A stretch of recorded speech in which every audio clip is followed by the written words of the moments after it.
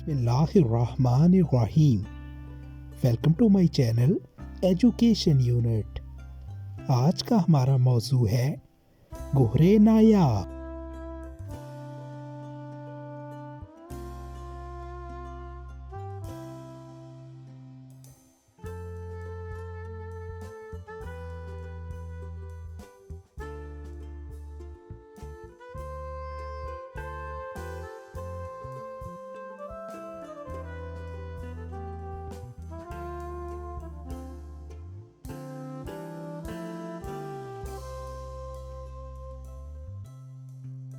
अपनी खुशी के लिए दूसरों की मुसरत खाक में ना मिलाओ।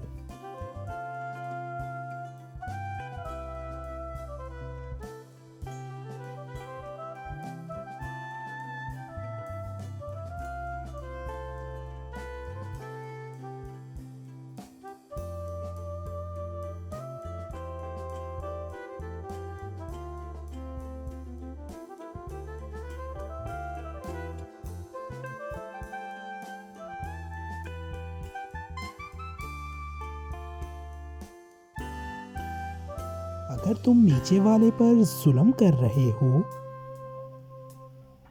तो ऊपर वाले के इंतकाम का इंतजार करो।